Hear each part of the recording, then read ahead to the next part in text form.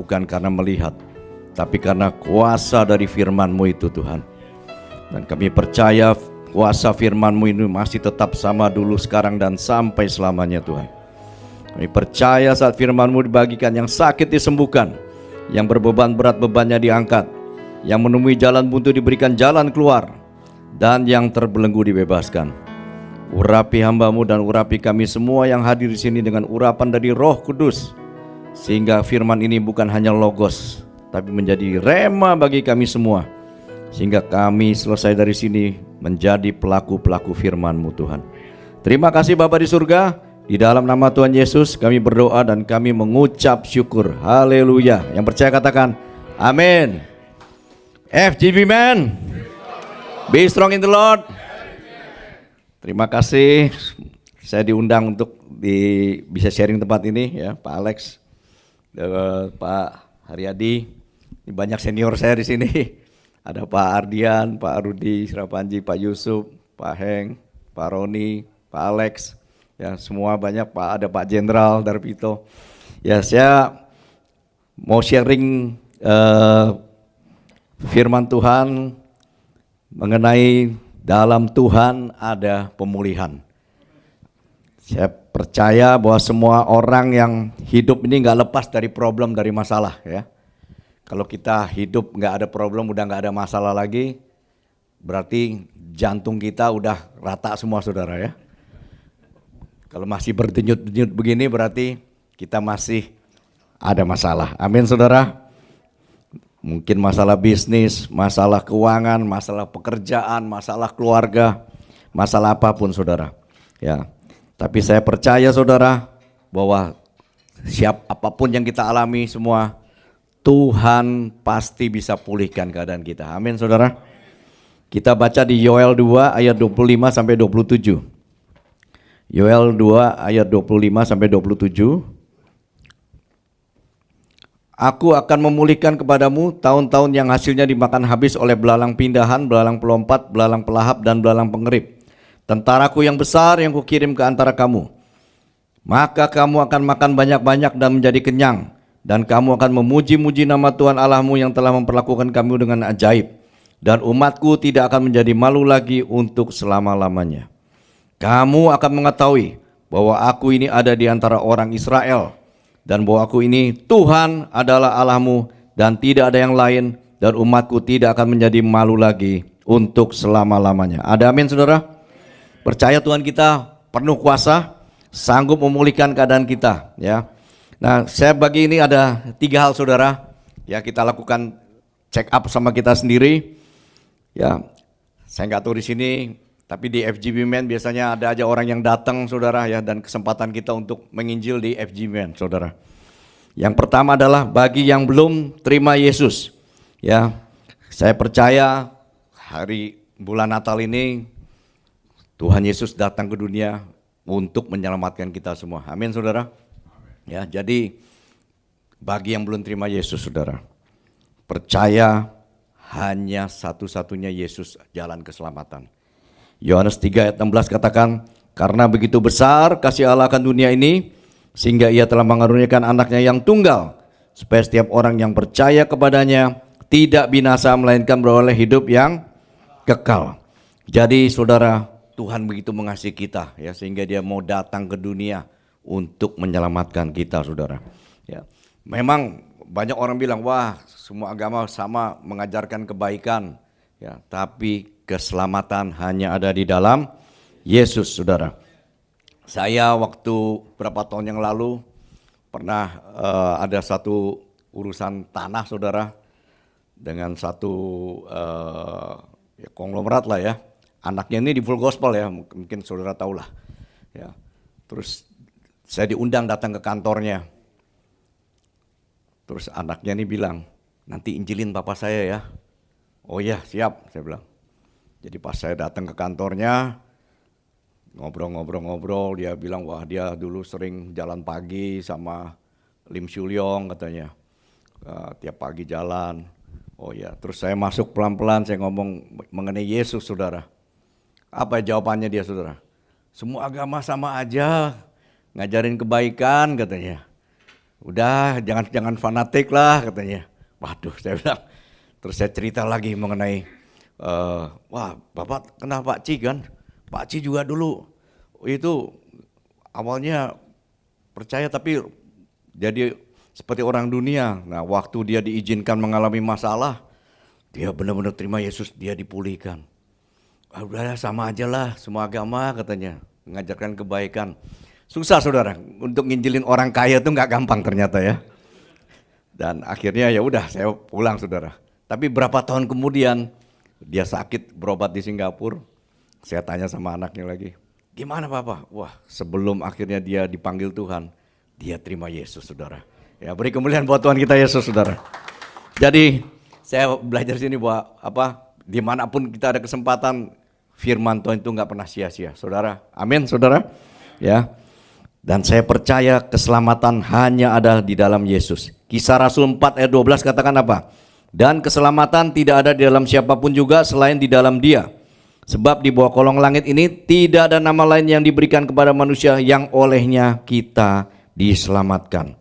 Jadi hanya satu-satunya jalan adalah Yesus saudara. Jangan salah pilih juru selamat. Ya.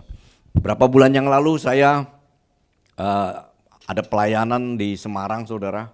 Di Full Gospel juga ya, tempatnya Pak Ali ya.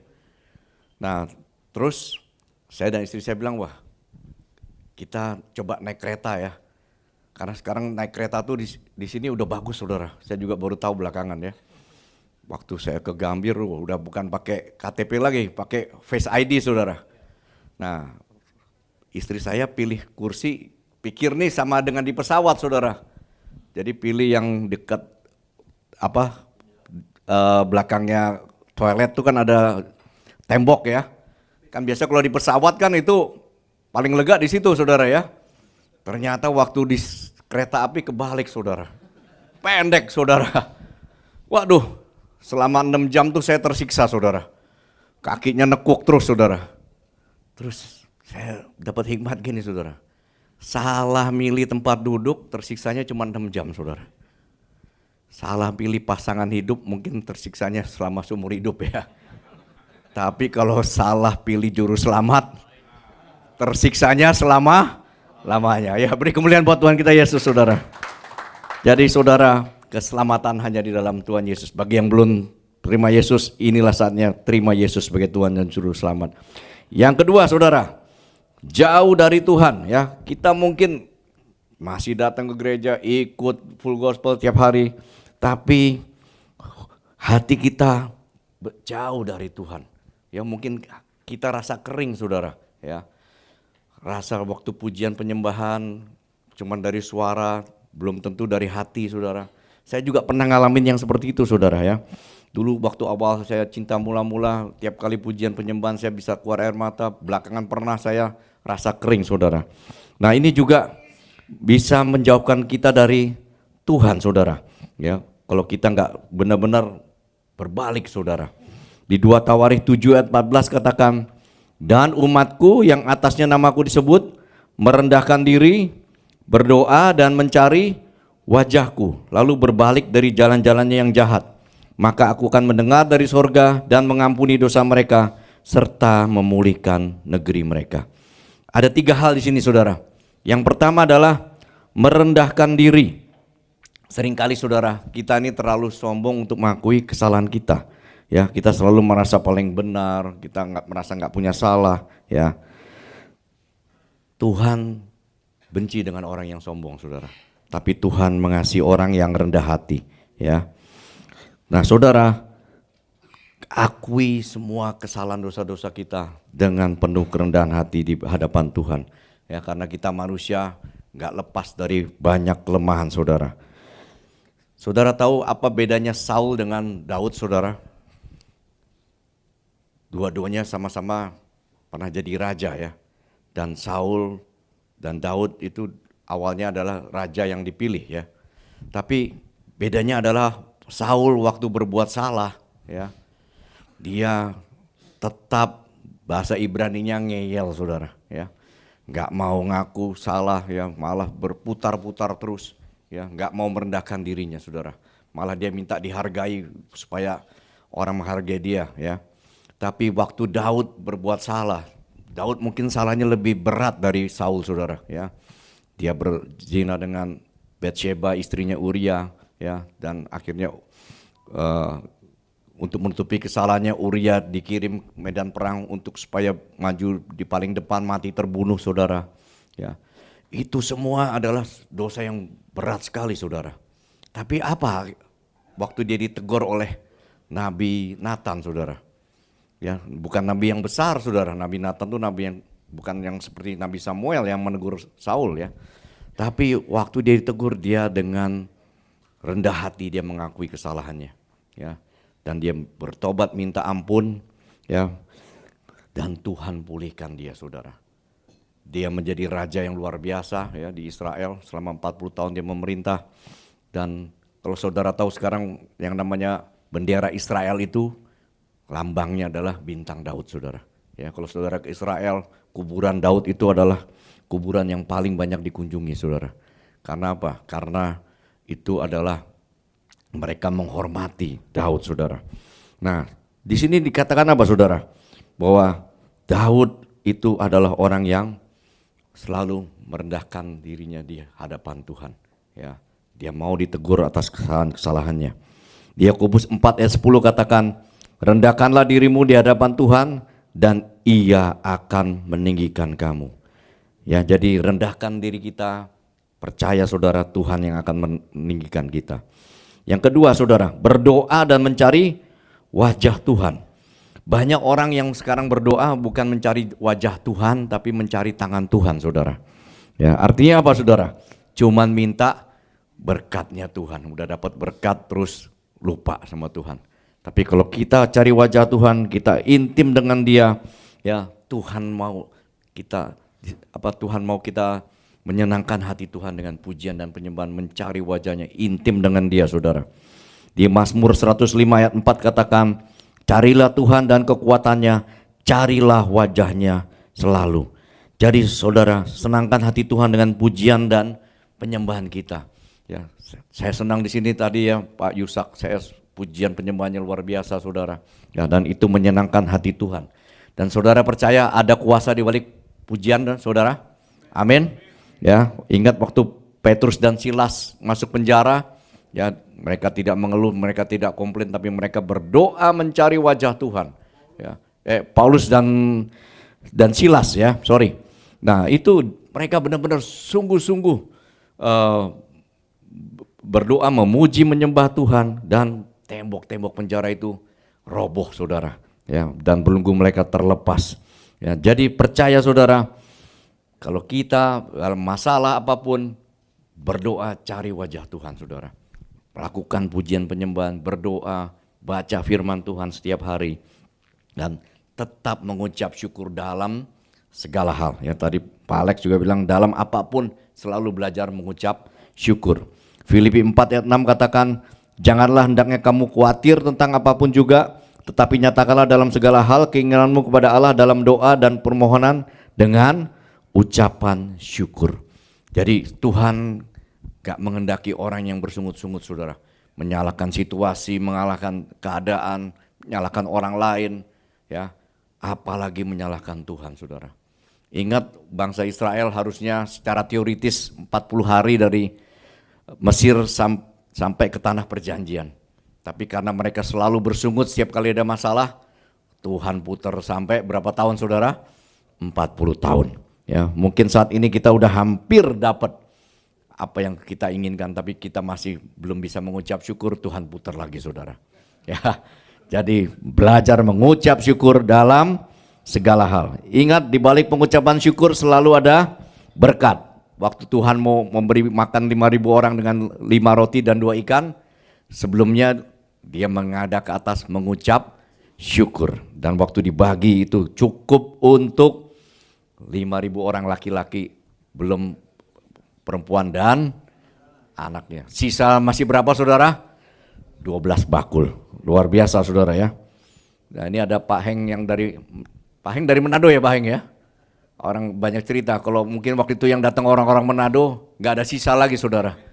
Karena semuanya babungkus semua saudara ya. Amin saudara. Ya, jadi belajar mengucap syukur dalam segala hal, saudara. Waktu kita berdoa mencari wajah Tuhan. Saya ada kesaksian, saudara, di mana waktu itu saya juga, waktu itu diizinkan Tuhan mengalami masalah keuangan yang berat ya. Istri saya dagangannya bangkrut, saudara ya. Dia dulu dagang boneka dan kami terlibat hutang yang buat ukuran saya besar, saudara, berapa miliar, saudara. Dan waktu itu saya diizinkan Tuhan untuk mengalami masalah yang berat ini, saudara. Tapi Tuhan baik, saudara. Akhirnya Tuhan jamah saya dan istri saya. Waktu itu kami gak kenal Tuhan dengan baik ya. Kami benar-benar dalam dunia okultisme, saudara. Nah, akhirnya Tuhan jamah dan kami bertobat, saudara. Tapi waktu kami bertobat itu, saudara, masalah gak langsung selesai, saudara. Ya, utang itu gak bisa ditengking dalam nama Yesus, lunas, saudara ya. Nah, waktu itu saya di satu perusahaan pengembang diizinkan Tuhan untuk menangani satu masalah penjualan saham supermarket, saudara.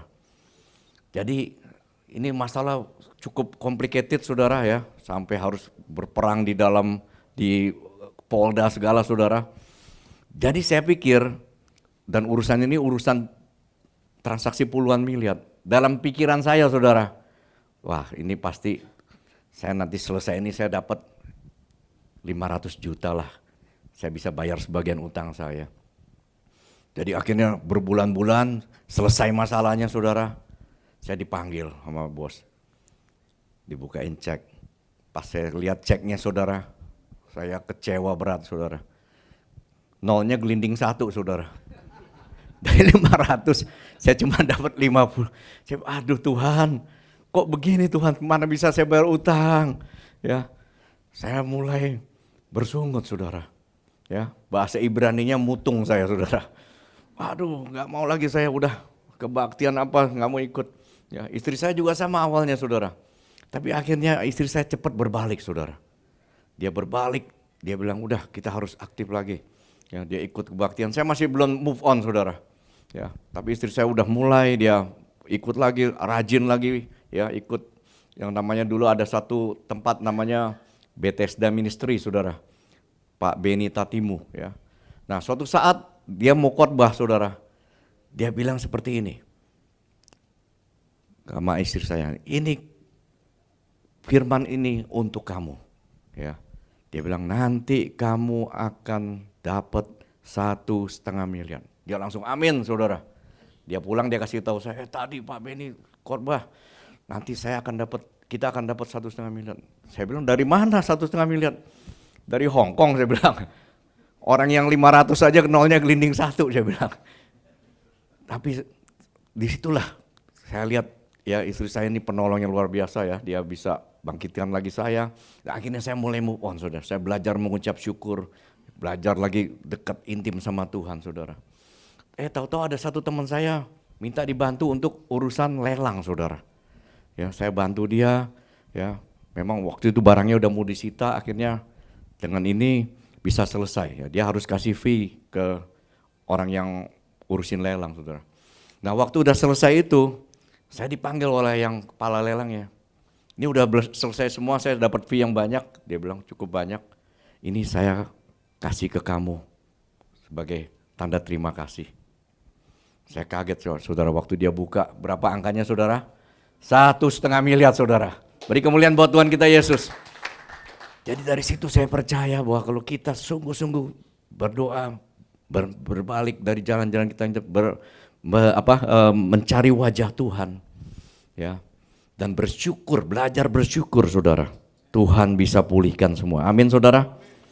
Nah, yang ketiga, saudara, berbalik dari jalan-jalannya yang jahat. Seringkali kita nih merendahkan diri, udah berdoa cari wajah Tuhan, udah, tapi belum berbalik dari jalan-jalan kita yang jahat.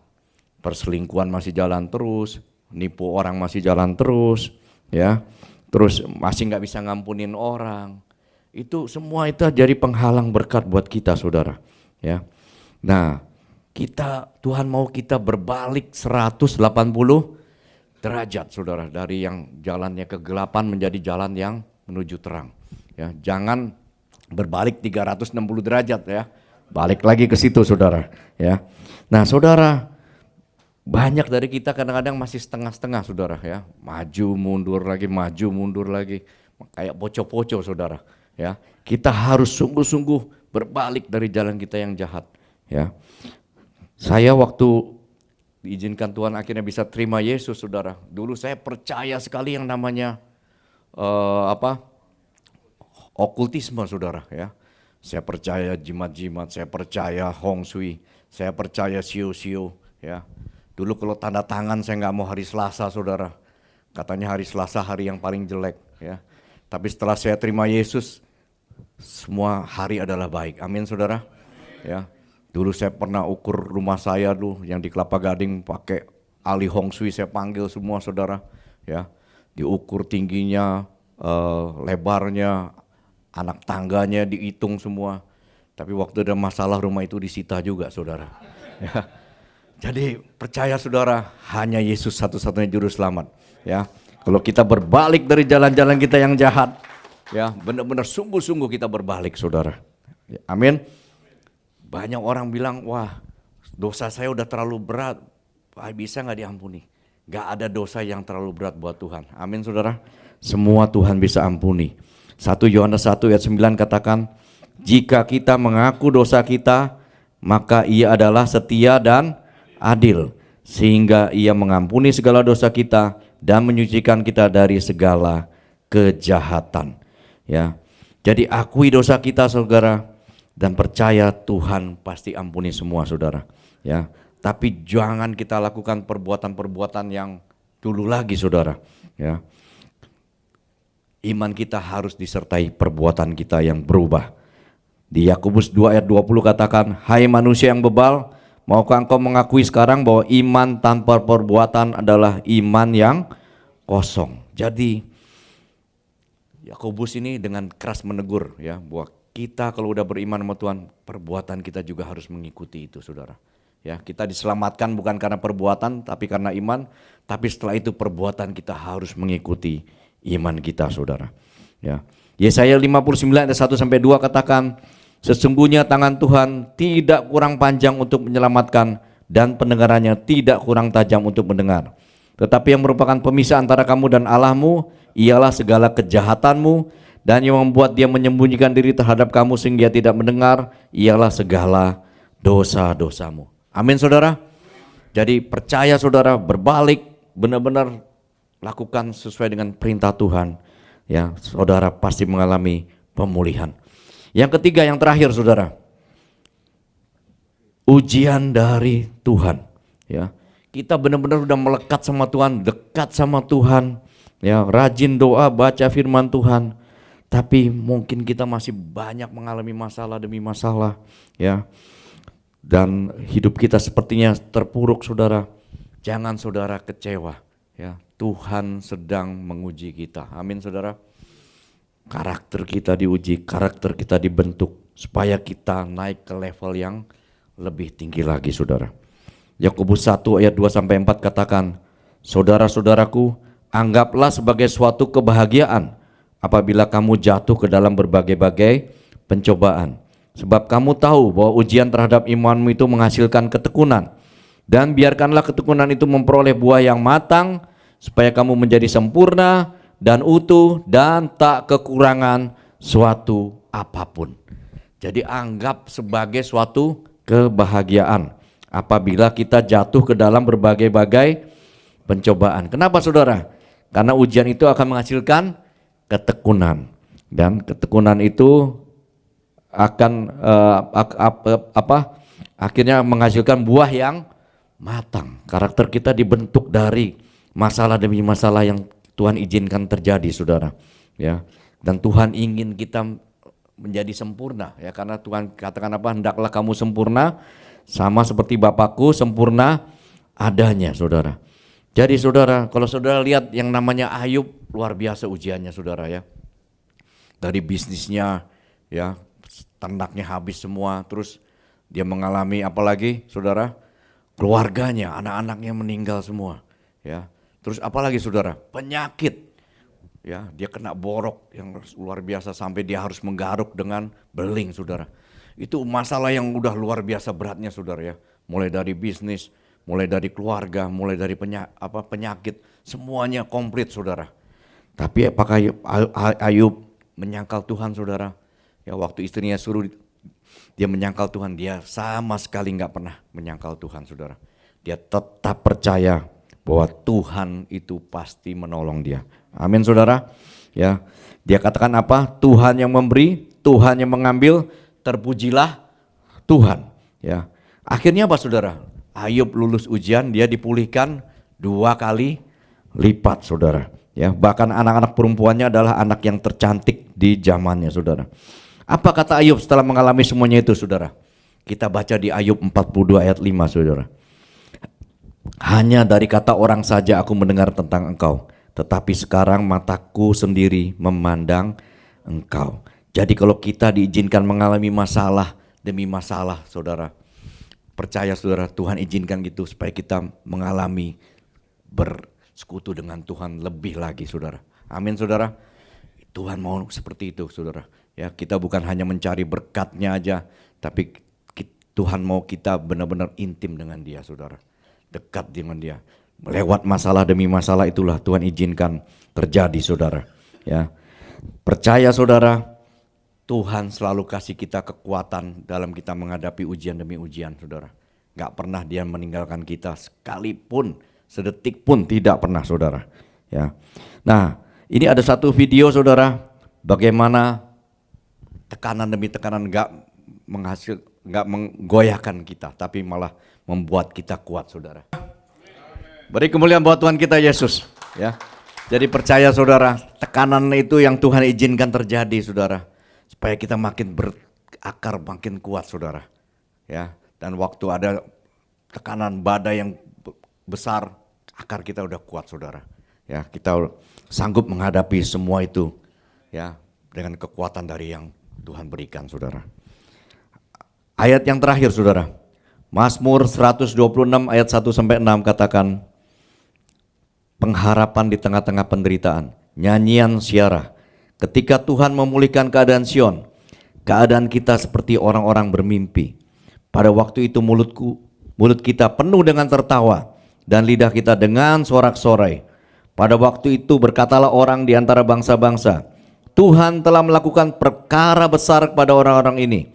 Tuhan telah melakukan perkara besar kepada kita, maka kita bersuka cita. Pulihkanlah keadaan kami ya Tuhan, seperti memulihkan batang air kering di tanah Negeb. Orang-orang yang menabur dengan mencucurkan air mata akan menuai dengan bersorak-sorai. Orang yang berjalan maju dengan menangis sambil menabur benih, pasti pulang dengan sorak-sorai sambil membawa berkas-berkasnya. Ada amin, saudara? Terima kasih untuk firman Tuhan yang sudah Tuhan izinkan untuk disampaikan di tempat ini. Saya percaya bahwa firman Tuhan ini tidak pernah sia-sia. Amin. Mari kita nyanyikan satu lagu, bisa tolong. Kekuatan di hidupku ku dapat dalam Yesus. Dia tak pernah tinggalkanku, setia menopangku. Katakan berseru, berharap dalam Yesus. Katakan bersama. Kekuatan di hidup Dari awal. Kekuatan di hidupku ku dapat dalam Yesus. Dia tak pernah tinggalkanku, setia menopangku. Berseru, berharap dalam Ajaib kau Tuhan. Katakan ajaib. Ajaib kau Tuhan, penuh kuasa, sanggup pulihkan keadaanku. Dalam tangan-Mu seluruh hidupku tak akan goyah selamanya. Ajaib kau Tuhan, penuh kuasa, sanggup pulihkan keadaanku. Dalam tangan-Mu seluruh hidupku tak akan goyah selamanya. Tak akan goyah selamanya. Tak akan goyah